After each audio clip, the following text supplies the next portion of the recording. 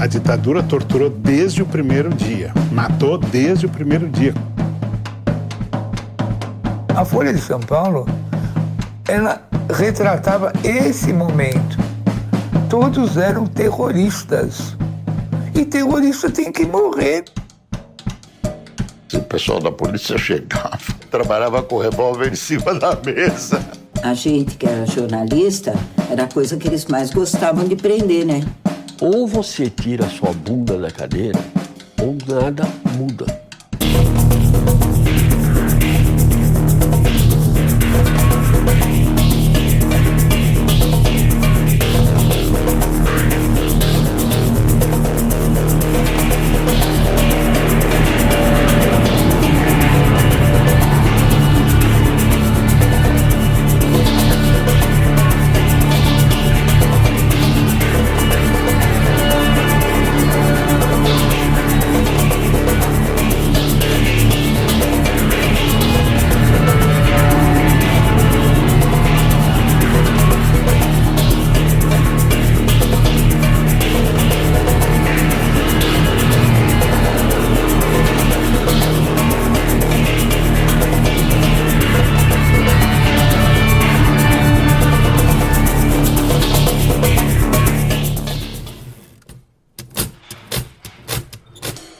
Assunto: Otávio Frias de Oliveira e outros.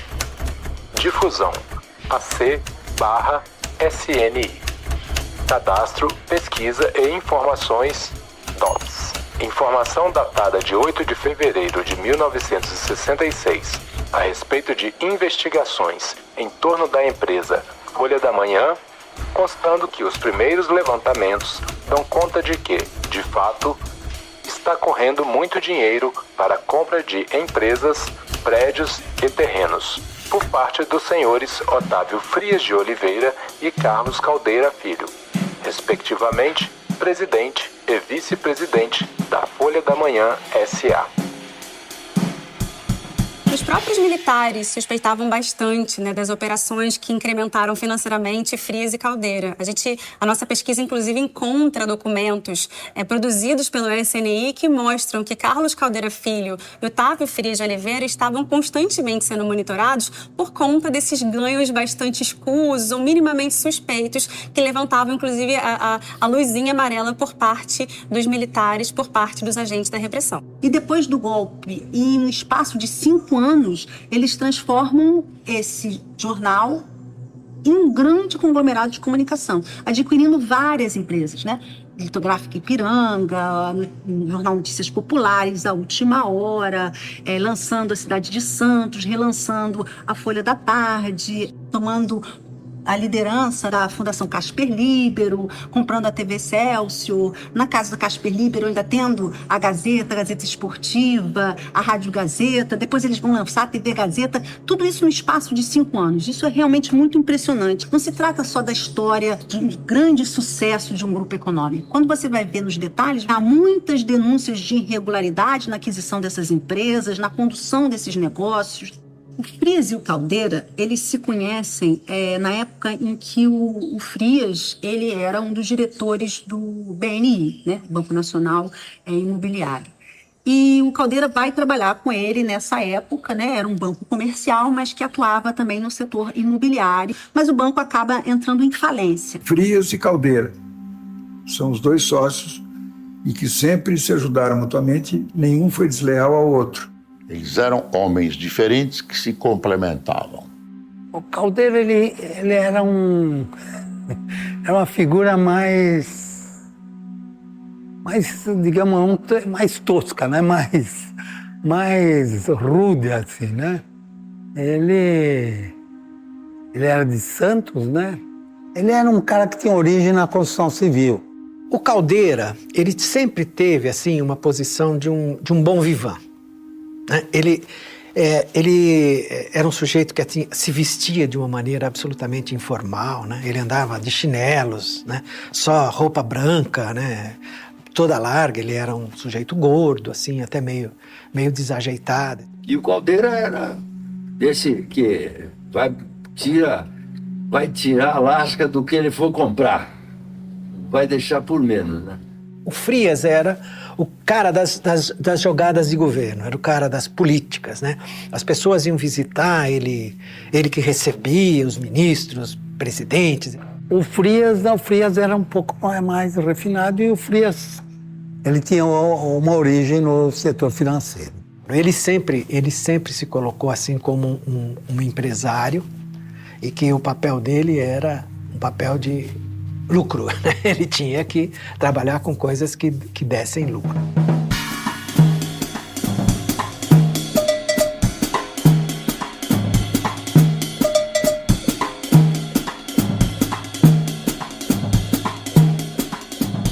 Dizem que ele roubou a caderneta de poupança das criancinhas, né?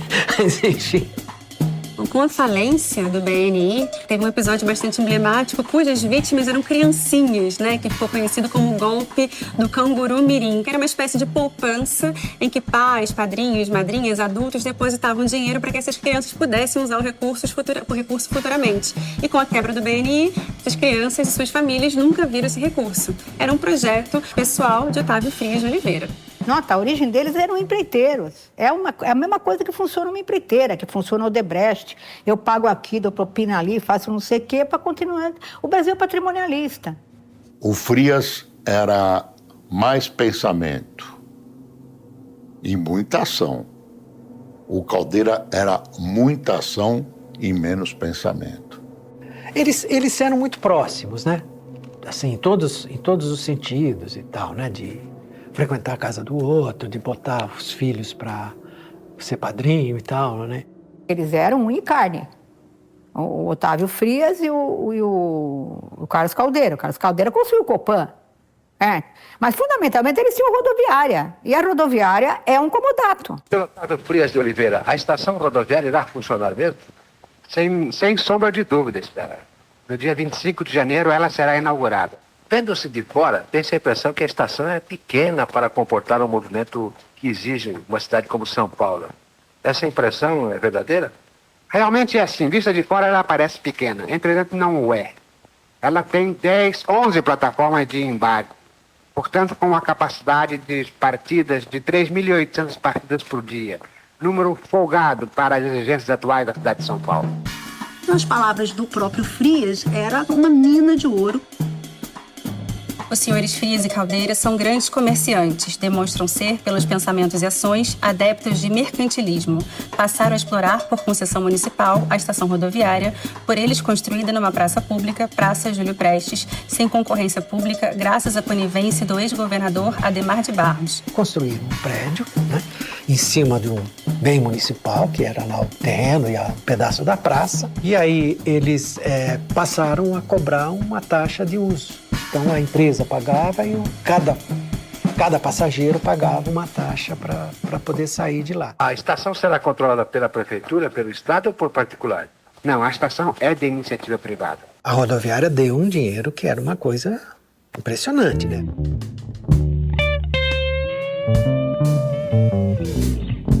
Se questiona muito por que empresários que tinham um negócio de tão lucrativo como era a rodoviária de São Paulo vão se aventurar num campo da comunicação da qual eles não tinham tradição, não tinham conhecimento específico, mas a gente pode imaginar que eles tinham muita consciência, né, do poder e da influência política que ter o controle de um grupo de comunicação podia dar para eles, inclusive no favorecimento dos seus negócios em outro campo. Então, sempre muitos interesses que não eram do projeto jornalístico, eram certamente do projeto econômico do grupo, que não... O jornal era apenas uma parte da sua atividade. Tanto o Frias quanto o Caldeira, que seriam os proprietários, eles não tinham nenhum know-how, nenhuma experiência do que fosse ser uma empresa jornalística, além de uma produção de lucros. Frias gostava de ter relevância, ser importante.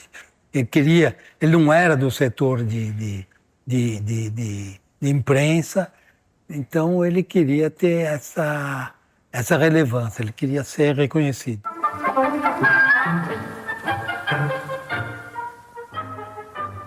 Utilize as armas de seus adversários, a imprensa.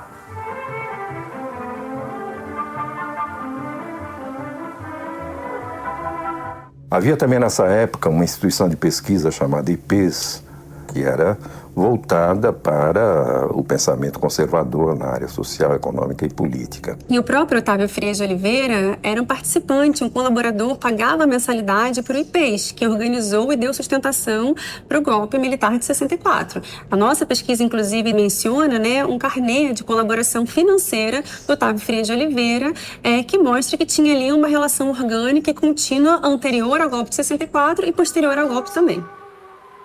O Brasil vive momentos difíceis. As manifestações populares tornam-se cada vez mais agressivas. A inquietação atinge os meios rurais.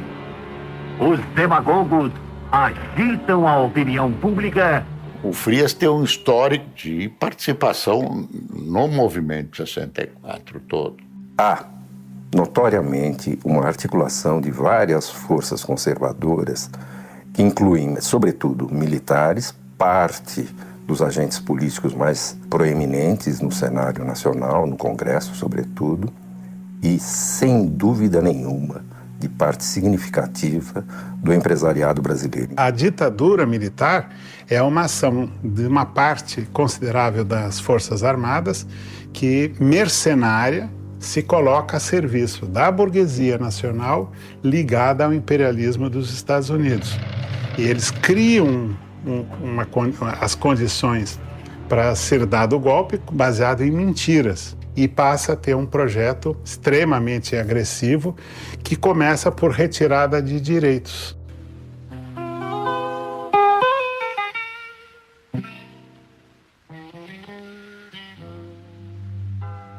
Da crise ao caos, o país pode ser arrastado a uma crise inconciliável. Mas o IPES não pode ficar em palavras. É preciso agir.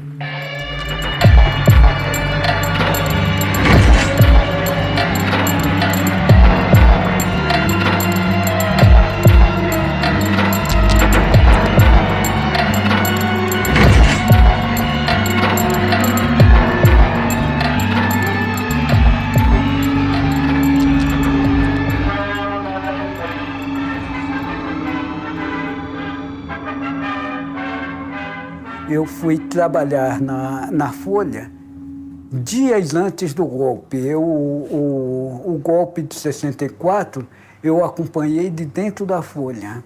No dia do golpe, a Folha de São Paulo publica e veicula um suplemento volumoso de mais de 40 páginas chamada 64 Brasil Continua. Era um suplemento voltado completamente ao ódio à ditadura que estaria se implementando a partir daquele dia. A imagem de abertura desse suplemento é um bebezinho, né, uma criança, né, mostrando esse futuro, esse Brasil que deu certo. Para a Folha de São Paulo poder divulgar um suplemento daquela magnitude, com aquele volume, com aquele tom, certamente seria necessário um tratamento prévio, uma preparação de semanas, talvez de meses, para que realmente a pessoa chegasse em casa e recebesse aquele material dizendo, olha, nós estamos com esse governo que está sendo instaurado a partir de agora. Mostra o engajamento do Grupo Folha no golpe e a articulação com grupos de empresários que estavam apoiando o golpe. Eu acho que ele é um documento que mostra de forma inequívoca essa relação do Grupo Folha com o golpe em si. O fato de a Folha conseguir produzir um suplemento desse, obviamente, implica um trabalho de muito tempo e articulado com vários agentes da sociedade brasileira, políticos, empresários, empresas. O apoio à ditadura implicava algumas facilidades para algumas pessoas. Eu era de direita, eu diria da direita civilizada, eu era contra essa mobilização toda de combate, eu era anticomunista, no sentido técnico da palavra também.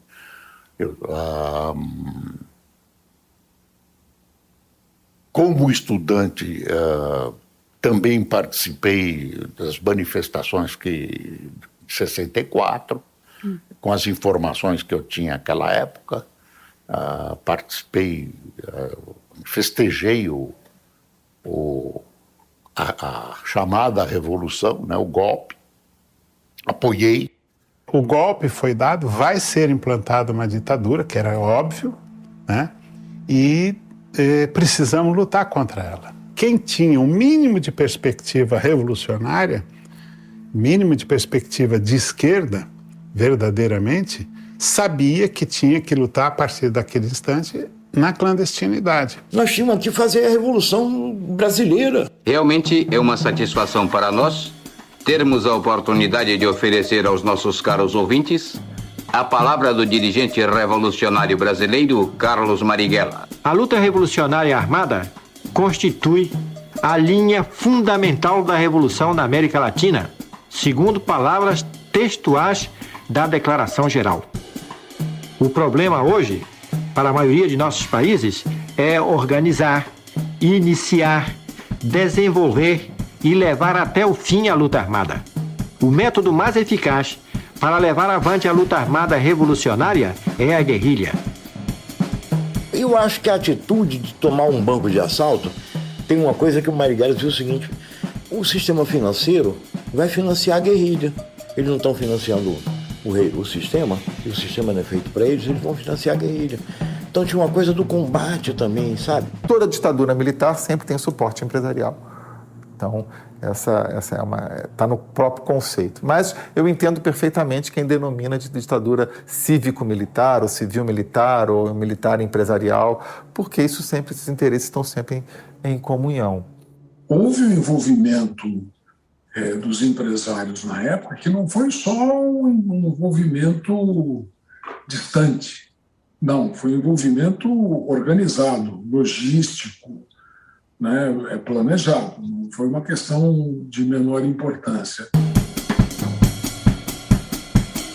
Tendo em vista combater o processo revolucionário que estava assumindo proporções alarmantes no estado de São Paulo, resolveu o excelentíssimo senhor general adotar medidas urgentes e práticas para pôr cobro às ações subversivas que se processavam.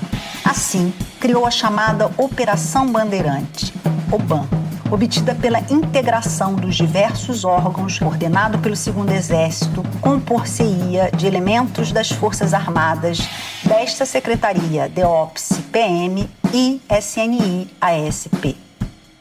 A OBAN, ela é criada um órgão centralizador das ações de informação e de repressão contra a militância que atuava, né, em resistência à ditadura militar, e ela foi criada tanto por agentes policiais como agentes militares, de uma forma extraoficial, é importante que se o diga. A despeito de ter toda a cerimônia de inauguração, com presença de políticos, com presença de oficiais, ela era extraoficial e, portanto, ela não tinha dotação orçamentária. Daí a importância que os empresários tiveram em sustentar essa instituição, né? A famosa caixinha da OBAN é o que possibilitou que esse órgão repressor, né, que teve uma ação tão drástica em relação à militância brasileira, tivesse ocorrido. A demanda de recursos era muito grande, porque tinham, assim, viagens inopinadas, tinham operações que se desenvolviam. O DOI, por exemplo, realizava operações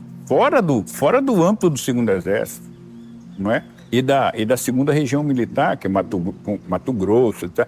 Entendeu? Então, uma viagem ao Rio de Janeiro, clandestinamente, com um rádio silenciado, de uma semana, você imaginou quanto custa isso aí? Combustível, hospedagem, infraestrutura para tudo isso aí? Quer dizer, as empresas no Brasil, elas participaram, se beneficiaram da ditadura.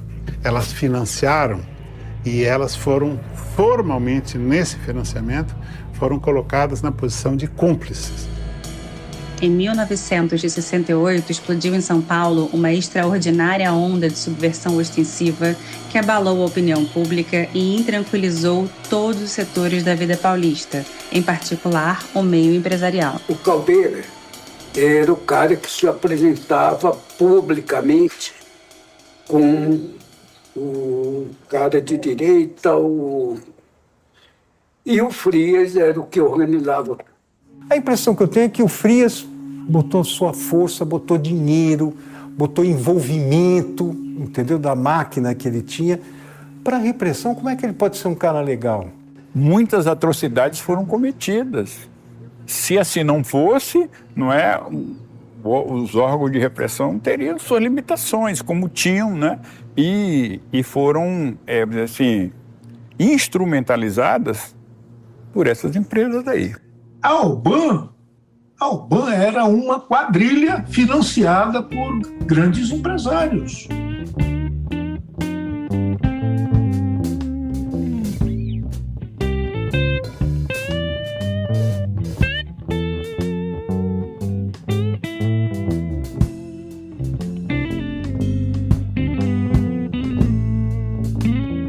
O Boylicen fazia o recolhimento dos donativos para premiar os torturadores, enfim, para fazer funcionar aquele centro de tortura. A gente sabia que o Boylicen era o arrecadador desse caixa para as grandes empresas nacionais.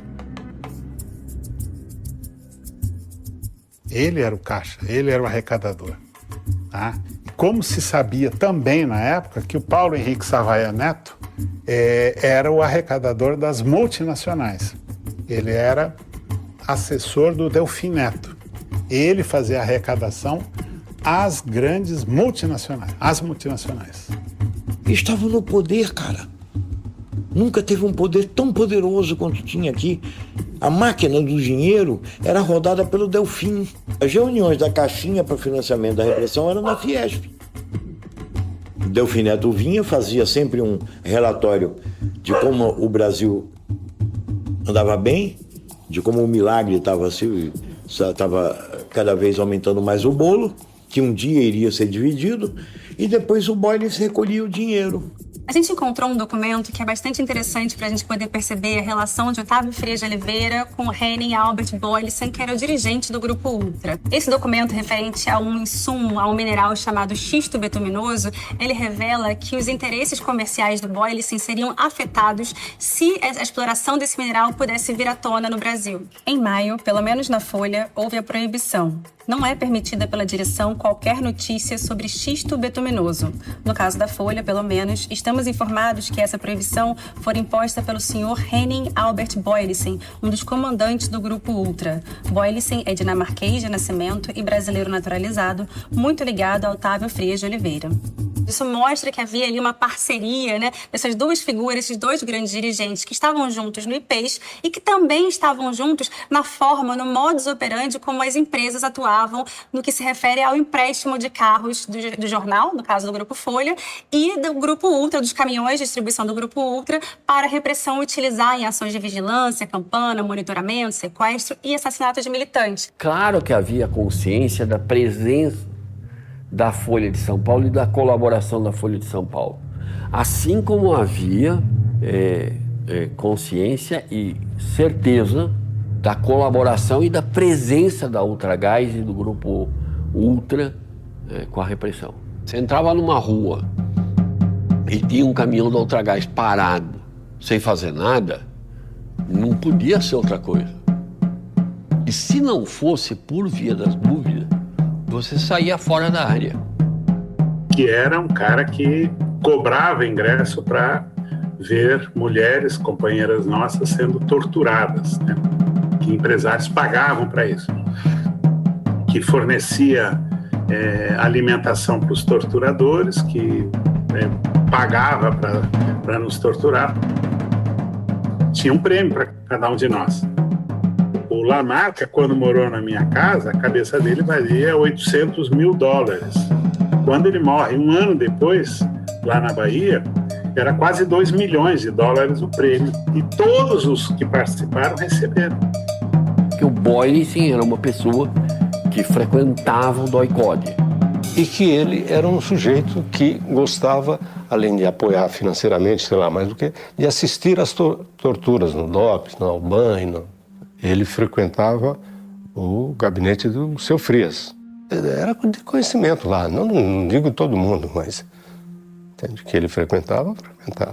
Aí, quando mais tarde, uma companheira sai da prisão, volta para a organização, está no aparelho, ela tem a tarefa de olhar as revistas e tal, e olha na revista Manchete N. Galbert Boylissen e fala assim, esse cara me torturou. Então aí foi detectado quem é o cara, que era um gringo, como ela definiu, que me torturou pessoalmente.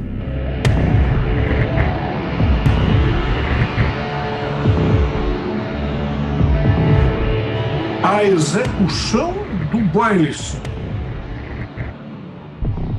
é o recado mais direto, certo?